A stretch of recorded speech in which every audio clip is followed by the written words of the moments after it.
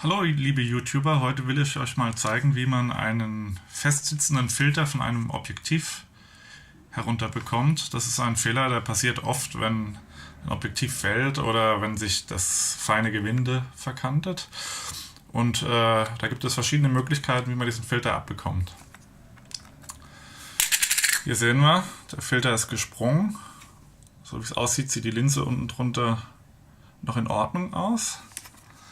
Jetzt drehen wir erstmal das Objektiv etwas heraus, damit wir hier unten fassen können. Es ist sehr wichtig, hier anzufassen, weil sonst übt man auf diese ganze Mechanik hier den Druck aus. Also wenn es irgendwie möglich ist, herauszoomen und an dem nicht beweglichen Teil festhalten. Gut, ihr habt wahrscheinlich alle schon probiert, den Filter so abzubekommen, und das ist selbst mit sehr viel Kraft nicht möglich. So, was machen wir jetzt? Es gibt verschiedene Möglichkeiten. Eine ist, das kann man immer mal probieren, einen kleinen Hammer zu nehmen und dann hier mal etwas Druck auf den Rand des Filters auszuüben. Denn es ist ein sehr feines Gewinde und es passiert nicht selten, dass es nicht ganz hundertprozentig sitzt, und durch den Hammer kriegt man es oft wieder an den Platz gleichmäßig rein, aber wie man hier sieht, funktioniert das auch nicht. Gut, jetzt gibt es dann noch ein paar verschiedene Möglichkeiten, die man nutzen kann. Man könnte jetzt zum Beispiel mit einer Metallsäge vorsichtig hier 2 Schlitze reinmachen und einen Flachstahl einführen, um dann mehr Druck und mehr Kraft, mehr Drehmoment hier auf das Gewinde ausüben zu können. Jetzt gibt es dann aber noch eine andere Möglichkeit. Wie man hier sieht, in den Filtern gibt es oft so kleine Einkerbungen. Das ist, um ein Spezialwerkzeug, einen Schlüssel anzusetzen oder einen Flachstahl, wenn man einen hat, der genau hier der Größe entspricht. Aber da gibt es im Internet solche Werkzeuge zu kaufen, die sind sehr praktisch. Da kann man auch, wenn man mal öfter mal was mit Objektiven zu tun hat, kann man auch Linsen und andere Baugruppen herausnehmen. Auf der einen Seite haben wir hier solche Spitzen und auf der anderen Seite haben wir so eine Art wie Schlitzschraubenzieher, mit denen wir in diese Verkerbungen, Einkerbungen hereinkommen. Das ist natürlich dann auch noch in der Breite verstellbar für verschiedene Objektive. Das ist ganz praktisch, also es kostet um die 20 Euro. Man kann das aus China kaufen oder bei eBay. Das ist also sehr ratsam. Jetzt probieren wir mal, ob wir das hier aufbekommen, das Glas hier rausbekommen. Das sieht schon ganz gut aus. Jetzt fallen leider schon die Scherben hier rein. Die sollten natürlich versuchen, nicht das Glas zu verkratzen. Machen wir das mal ein bisschen so.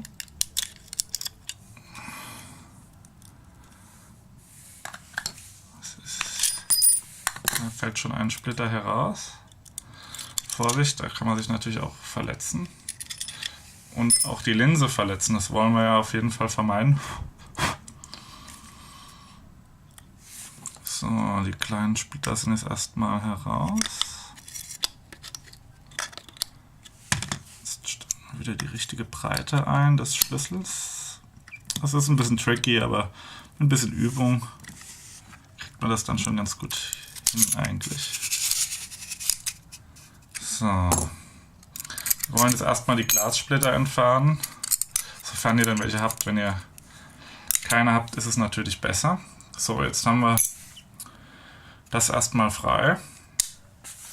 Und jetzt kommt der nächste Punkt. Da muss ich mal etwas zur Hilfe holen. Dann nehmen wir jetzt mal einen Seitenschneider und eine Zange zur Hilfe. Weil dieser Rand hier, das Aluminium ist sehr, sehr dünn eigentlich, und manchmal ist es besser, den Ring zu verformen, als versuchen mit aller Gewalt das zu öffnen. Da macht man oft noch mehr kaputt. Also probieren wir das mal. Ja, darf man natürlich nicht abrutschen. Ich arbeite den Rand innen rein muss man natürlich sehr, sehr vorsichtig sein, dass man nicht noch mehr kaputt macht. Ja. Das muss man als auf eigene Gefahr machen, das wisst ihr schon. Jetzt haben wir den äußeren Ring rausbekommen.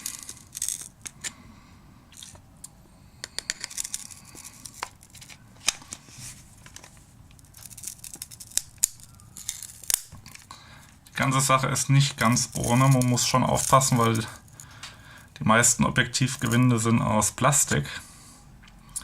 Und da bricht man natürlich leicht mal was ab.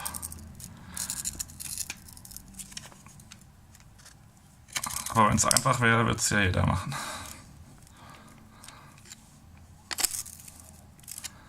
So, wir verformen den Rand mal etwas und hoffen dann, dass er irgendwann nachgibt.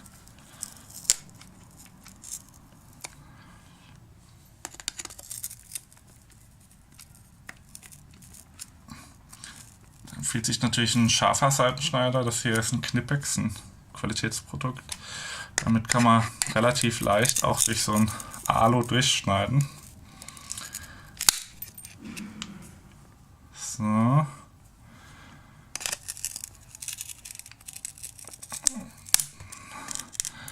Hier handelt es sich um einen ganz guten Filter, muss man sagen. Denn so wie es aussieht, reißen wir jetzt hier den Rand ab. Müssen wir mal schauen, vielleicht können wir hier zwei. Ja.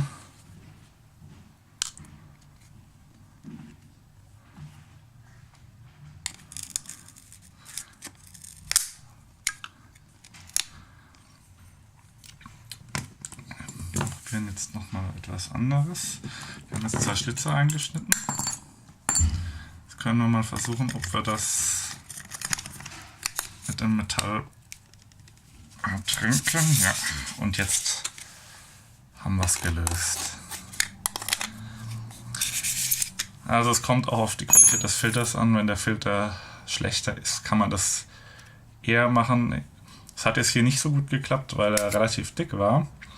Aber durch die Schlitze, die ich reingeschnitten habe, konnte ich dann mit diesem Flachstahl das ganz gut rausdrehen. Und jetzt schauen wir mal die Linse an. Die ist jetzt natürlich ein bisschen dreckig. Ne?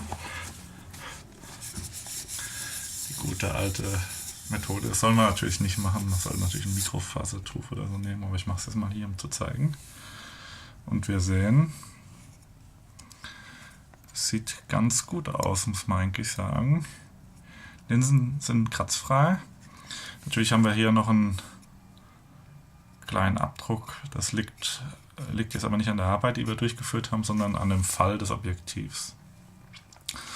Was man noch probieren kann, ist, wenn man eine richtig große Wasserrohrzange hat, also eine Klempnerzange, also nicht die normale, die man so im Haushalt hat, weil die meisten Objektive haben ja doch einen relativ großen Durchmesser. Da kann man versuchen, vorsichtig den Objektivring, also den Filter zu greifen und dann Druck auszuüben und zu drehen. Man muss nur aufpassen, wenn man da zu viel Druck ausübt und das Glas ist noch nicht zersplittert. Zersplittert meistens das Glas in der Mitte. Also entweder das Glas vorher rausnehmen und dann vorsichtig probieren oder es halt auf diese Methode machen, die wir probiert haben. Es gibt noch eine andere Methode, es funktioniert aber nur bei Filtern, die nicht wirklich so fest sitzen. Das ist nämlich, dass man das Objektiv wieder hinausdreht, wenn der Filter darauf ist, eine Unterlage aus Gummi, etwas Rutschfestes benutzt und dann mit beiden Händen flach den Filter auf das rutschfeste Material aufzudrücken und dann mit beiden Händen zu drehen. Da kriegt man nämlich ein höheres Drehmoment, als wenn man es jetzt wirklich versucht, an diesem schmalen Rand zu fassen und zu drehen. Also das sind die Möglichkeiten und also mit irgendeiner von diesen Möglichkeiten bekommt man das meistens geregelt. Also und dann könnt ihr einfach wieder einen neuen Filter draufschrauben und habt hoffentlich noch lange Spaß an eurem Objektiv. Das war's für heute. Ich wünsche euch viel Spaß und viel Erfolg.